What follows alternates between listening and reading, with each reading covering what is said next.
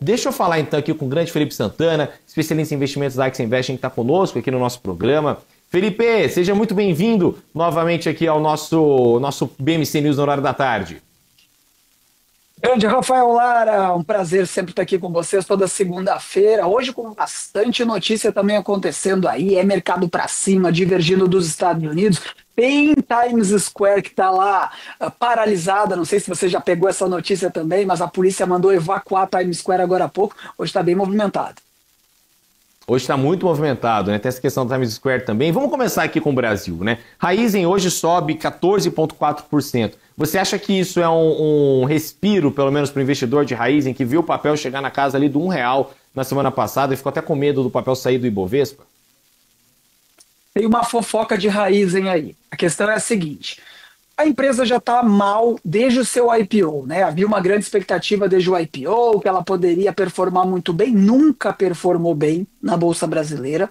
Mas agora essa salvaguarda para os acionistas de Raizen é o seguinte: estamos na expectativa, pelas falas dos agentes da Petrobras, que a Petrobras possa entrar mais fortemente no papel. Por quê?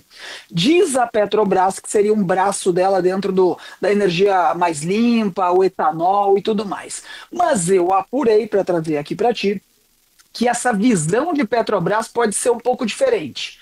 Lembra que Petrobras tinha a BR Distribuidora, alvo lá de várias ações judiciais, escândalos de corrupção e tudo mais? Acabou virando a Vibra Energia, que hoje é a detentora dos direitos dos postos BR. Há muito tempo a Petrobras quer voltar para o ramo do varejo, para a distribuição de combustíveis. Como ela tem uma cláusula impeditiva até 2029 de não concorrência com a Vibra, muitos investidores estão de olho nessa entrada de Petrobras no varejo por meio da Raizen. Isso porque a Raizen é fruto de uma joint venture entre a Cosan e a Shell. E eles têm, além das usinas, cerca de 8.000 postos de combustível. Então, pode ser uma porta de entrada para a Petrobras de volta ao ramo de distribuição e varejo de combustíveis, né?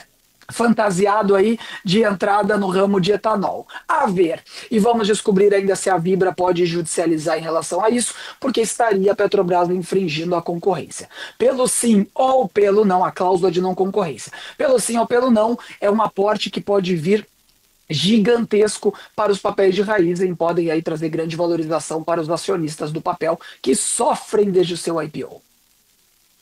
Exatamente, né? Sofrem desse seu IPO, mas agora um certo respiro aí para o papel de Raizen. Vamos falar um pouco sobre esse Bovespa num panorama geral, Felipe. Você acha que a grande notícia do dia foi esse Boletim Focus trazendo aí uma queda no IPCA de novo, reforçando a tese de que a gente pode estar vindo aí a ver, né, uma queda na taxa de juros aí no curto prazo? Sim, o Boletim Focus já vem há bastante tempo otimista, né? Se não extremamente otimista, vem tirando um 0,01, 0,02 a cada leitura. Desta vez a gente teve um destaque ali para o enfraquecimento das projeções de PIB, o que pode mostrar que uma taxa de juros mais alta, como nós estamos aí na casa de 15 pontos percentuais, pode estar surtindo efeitos, que é segurar um pouco a economia brasileira, de modo que o PIB deu uma desalavancada e a gente possa ter espaço para um corte de juros. Olhando então para o Focus, otimista como sempre, tem precificado aí o início do ciclo de corte da Selic. Nós não acreditamos de modo geral no mercado que isso aconteça ainda esse ano, mas o mercado financeiro sempre olha para o futuro. Então, ter um Boletim Focus que no mínimo não aperta a política monetária pode ser positivo. E isso a gente pode ver hoje em alguns papéis.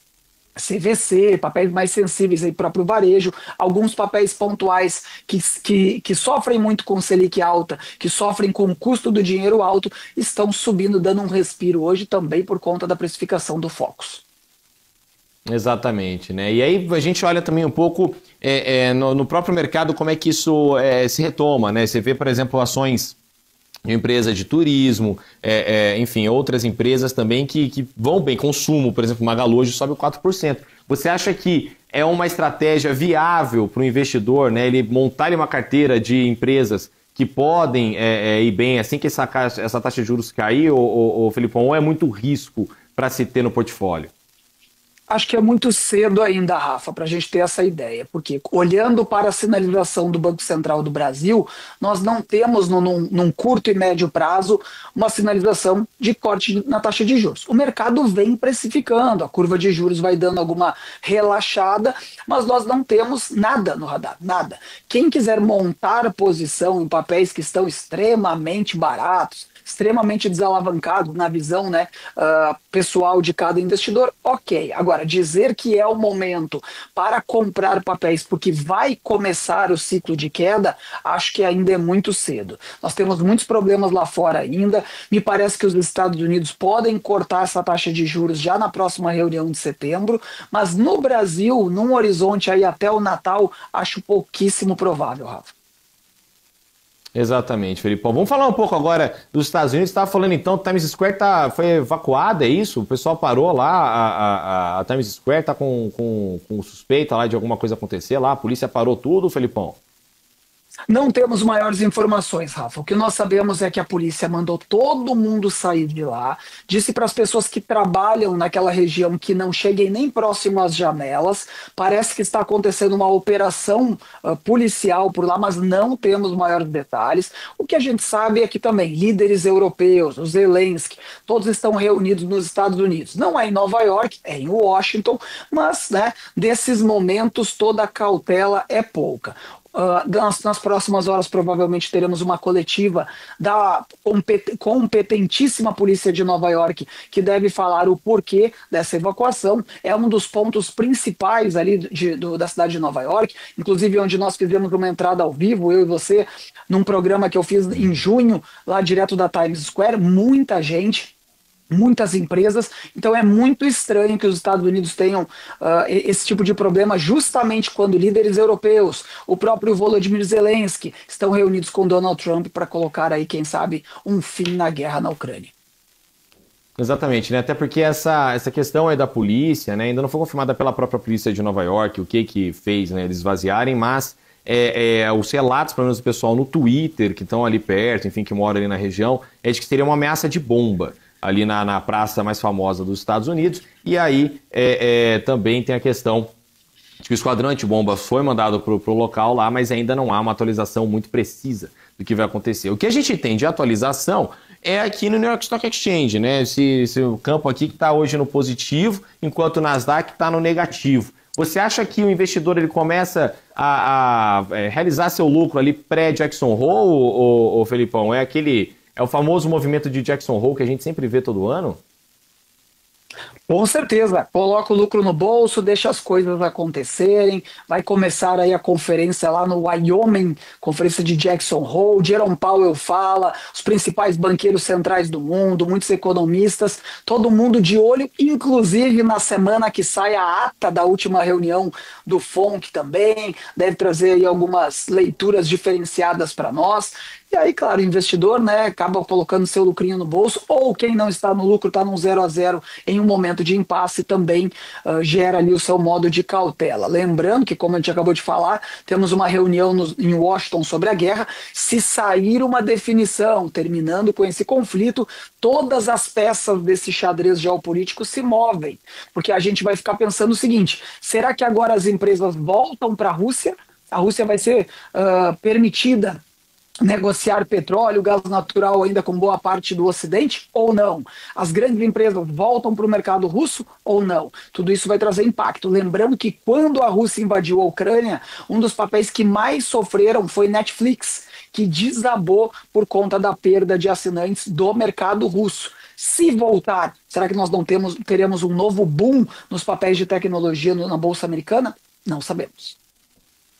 Exatamente, não dá para saber. Agora o que dá para saber é o nosso dólar hoje, né? O dólar hoje tá aí num movimento ainda na casa dos 5,40, hein, Felipão? Você gosta desse patamar de dólar? Você acha que ele condiz com o que a gente está vendo, inclusive? Hoje, casa dos 5,45, neste momento, numa alta de 0,7%. Você acha que isso condiz, pelo menos, com o patamar de economia brasileira que a gente está vendo? Porque a gente está vendo Ibovespa em alta hoje, né? Por que esse dólar sobe 0,7% no dia de alta de Ibovespa, Felipão?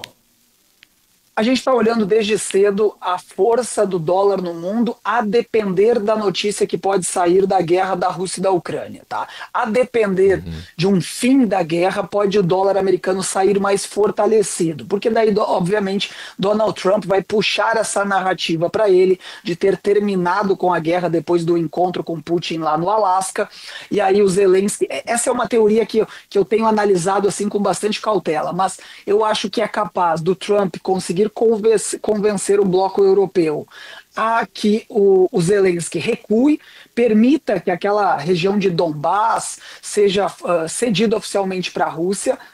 Aí a Ucrânia provavelmente receberia um financiamento americano ou de algum outro bloco para se reconstruir e aceitar essa perda territorial. Isso traria uma força muito grande para os Estados Unidos, em especial para Donald Trump, e com isso o dólar americano poderia ganhar força globalmente através do DXY.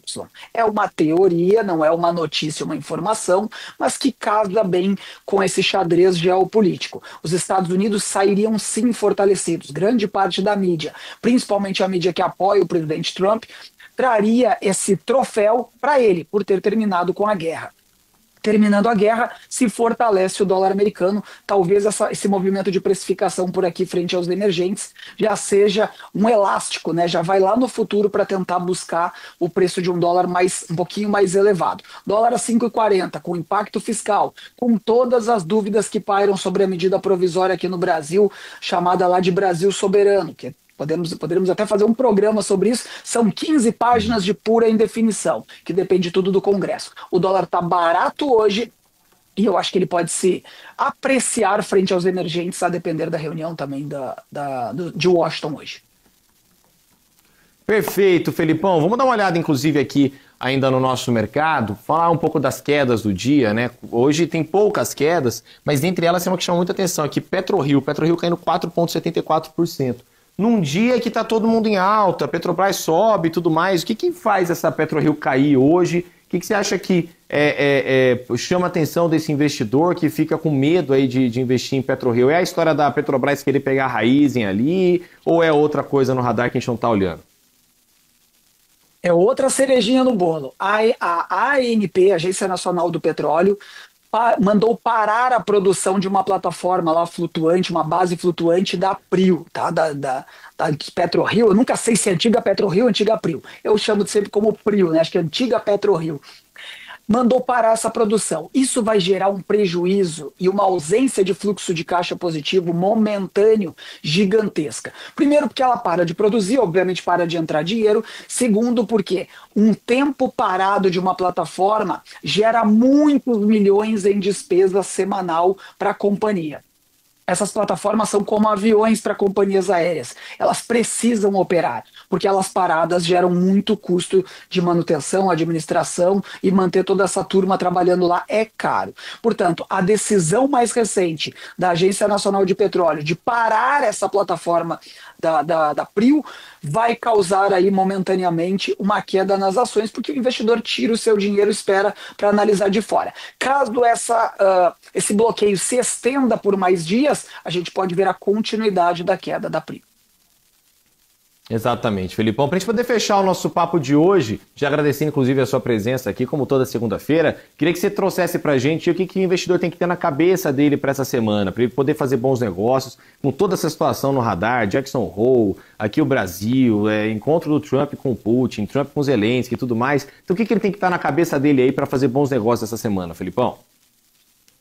Sem o medo de ser repetitivo, a decisão do Zelensky em relação a terminar ou não com a guerra, dando obviamente a vitória clara para o Putin, né? Isso aí é inegável. Isso vai fazer preço no mercado. Segundo, Jackson Hole vai ficar mais para o fim da semana, que é quando fala o Powell.